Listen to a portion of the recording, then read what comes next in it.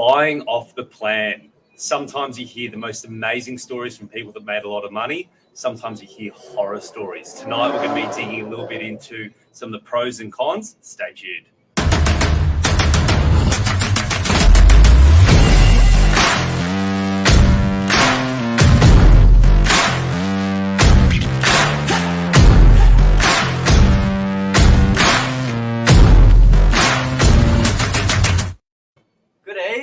Good evening, Billy. How are you? I'm good. I've just made it back record time with no speeding tickets from the other side of City. Phenomenal. City in 30 minutes. Well done, well done. 8 p.m. live, guys. Novak news on a Monday evening. Here to talk about all the hot topics. And tonight, off the plan. Off the plan. And is it just for the savvy investor, or is it, for a first home buyer, a downsizer, an upsizer, a sideways sizer? Seems to be getting more and more popular, but we don't do quite as much as we'd hope on the northern beaches, given there's not a huge amount of stock that's introduced. That's right. Mainly because, and tonight's topic can really be useful, like Billy said, for anyone, not just investors out there, but anyone that's considering purchasing a new property.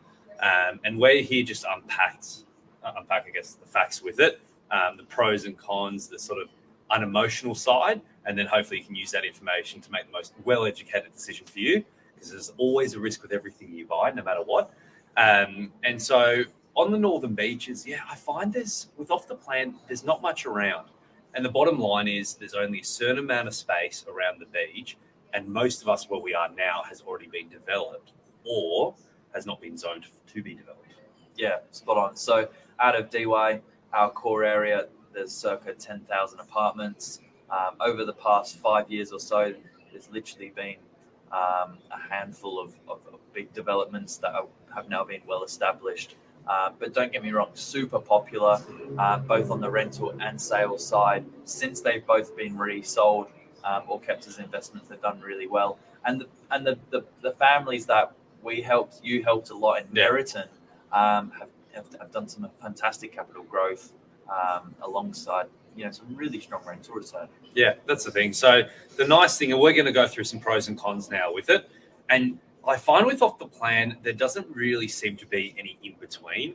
I find the stories you hear about off the plan tend to be on the major extreme. Right. And by that, I mean either A, there's someone who bought off the plan, the market boomed in a couple of years, they made hundreds of thousands of dollars, they sold, and they didn't have to do anything for it. Yep. On the flip side, you hear the absolute horror stories where someone talks about they bought off the plan, the building was atrocious, there was lots of defects, and it was the worst thing that they ever did. Yeah. There only seems to be one or the other. There never seems to be someone that just bought it, did all right, enjoys it, but hasn't said. They're the ones that don't say anything, I think. Potentially. And look, we've got a building in DY where we've sold to clients in the past. They haven't lost money, but it's taking them a couple of years of actually holding the property to now, in the near future when they come to, releasing the property, they will break even and make a bit. Was that the property? Was that the market though? I think a little bit of both, but don't get me wrong. It's not always a quick flip, and cash in at the bank. As you say, sometimes it's the market, like everything, up and down, slowly but steadily moves in the right direction. Not everything is built, sold 2 years prior, and then built and completed to make big profits. Yeah, exactly. So let's start with some of the pros and cons. We'll start with the negative. We'll finish on the positive. Okay. So some of the cons with buying off the plan, and I'm sure a lot of people out there watching have heard some of the stories on the news that you see with all of these builds. And delving into it a little bit, I really want people to start to think in terms of the biggest thing I hear, and obviously because Billy and I obviously sell a lot of properties on the beaches, and we're dealing with a lot of people who are looking at all sorts of property. And what you'll find is the biggest concern that people have with off the plan is what's the quality of the build like? People are really, really concerned. Well, the developer that built it, A, have they built it well? B, if there are defects, are they going to be around in a couple of years to fix them? Yeah. And I find that's the biggest concern that people have. Yeah. And the fundamentals of it really come down to the exact same as when you're buying a second-hand property. When you're buying a second-hand property, what do you do normally when you're doing your due diligence? You look at a building pest report, you look at a strata report, see what the property is like, the history of it. The same way with off the plan, obviously you can't look at the history of that specific building, but you can look at the history of the developer. And to do that due diligence there, to look into the developer that has built other properties, the other properties that they've built, you want to look into that, go visit some of them as well, go look at other ones that have sold in there and really start to delve into it. Because the biggest thing that I find is where people get caught short is not necessarily from buying off the plan. It's from the lack of due diligence or maybe the lack of understanding of what you're getting yourself into. Yeah, absolutely. The second part I'd add to that is understanding the market you're buying in. Now, we're extremely fortunate on the Northern Beaches where right from the get-go, there is a limited supply of new projects being delivered. Mm-hmm. So you're very unlikely to be facing the challenge of oversupply. We're talking about some suburbs here outside of DY where the majority are freestanding homes, and as Michael said, it's actually the lack of zoning where these projects can be delivered. So as an example, we've got an opportunity coming onto the market in Balgala Heights, near the Stocklands and shopping precinct there. That's a small block of 12 where there's just not many properties actually like that, and so the uniqueness obviously is a huge I think price protection when you come to a resale. Correct. And people love brand new as well. Obviously, there's a concern around the brand new, but the brand new itself is what people love. The same reason why people buy an old because they want to renovate it. People want something that feels amazing when you walk into it, and there's premiums attached to that. Either if you're buying earlier on in the off-the-plan stage, you take a little bit more of a risk because it's a longer time between now and settlement. You might get a little bit of a better price. Or if you're buying right towards the end where it's pretty much ready to go, you get to see the finished product but no one's lived in it, you're going to pay a bit more, but you get to see, great, this is exactly what I'm getting, and it's brand new. And for example, like across the road, for those of you who don't know, we're at 822 Pitwood Road in DY, on the corner of Delmar Parade, and there's a brand new development that's gone up across the road from us, number 2 Delmar Parade, and some of the properties in there, and it's the same with the Meriton Lighthouse development when that went up in DY as well. Some of the properties in there, the rental returns they got were just enormous relative to what people were paying for these properties. Yeah. And I think from a rental demand as well, people want to live in brand new and they will pay for it. If a standard 2-bed, 2-bath in DY is going for $800 a week, people pay an extra $200, and that's not my opinion of it. That's what we're seeing out there in the marketplace to get something that no one's lived in before. Yeah, there you go. So Michael's a good one to ask because he sold a lot off the plan.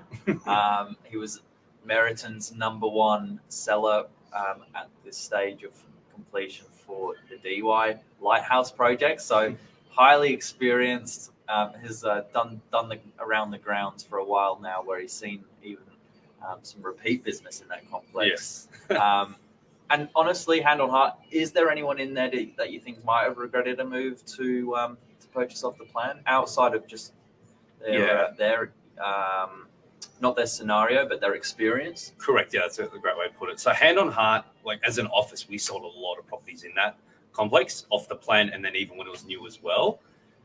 That has turned out to be one of the most successful developments in DY, not only from a resale point of view, but in terms of the lifestyle, the rental returns, the quality of the build and so forth. Like even the strata report now, a couple of years down the track when we're doing resales, still reads very, very well for that property. Doesn't mean it's perfect. Nothing's perfect here. But it's just, it ticks a lot of the boxes for what people are looking for. And we're seeing it now with some of these resales as well. People have made really decent money in this block, ahead of probably what even would just be, I'd say, market growth. Yeah. So I think it's just a really positive thing. But the key there was that was a reputable developer behind it, that particular one. And this is not, this is a plug for Meriton, but we're not doing it for Meriton. But Meriton's been around a while. They've done a lot of builds. And what we're finding is they just keep getting better and better as time goes on. Yeah. Versus sometimes when you hear these horror stories, it's with these little no-name developers that do something, don't have any history behind them, and then as quickly as they build, they disappear. And that's where you hear unfortunately, some of those horrible stories out there. Yeah. And that's tipping on to what I said before, is do your research as well. There's always going to be a risk associated with it. Don't get us wrong. There's never, you can't completely eliminate the risk, but it's the same when you're buying second-hand property. Absolutely. You could read the most perfect strata report in the world for a 1980s block. It's been solid, double brick, the lot. And then 2 years later, it turns out it's got concrete cancer and it's up for special levies. You just never know. But that's, I think, another good asset for anyone that's looking at buying off the plan is truly try and get in touch with someone who understands the process. We're fortunate here where we've got so many high caliber agents that are very experienced in the process. But you only need one, and even if it's not the selling agent itself, it might be a colleague of his. Talk to someone in the office that really understands the process, because that's the way you're going to navigate around any sort of hairy bits to begin with before you commit to anything too serious. Just understanding what exactly your day one looks like, making your 10% deposit, which is most common, to the day where you finally get your keys. Yeah, exactly. And what you'll find is, let's say on the best side of the scenario, you buy a property, you're locking in a price as well. You're locking in today's price for tomorrow's property. And in a property market like the Northern Beaches, where the downturns all seem to be very short and there's a quick upturn around the corner, over a period of a couple of years, generally speaking, the market's going to move up. So if you're buying something that's not going to be built for another 2-3 years, to bank in that price, you don't even have to take out a loan then. You're not making repayments, not doing anything. You literally got it banked in until you move in. Yeah, that's why I've seen people do really well with the adequate research behind them.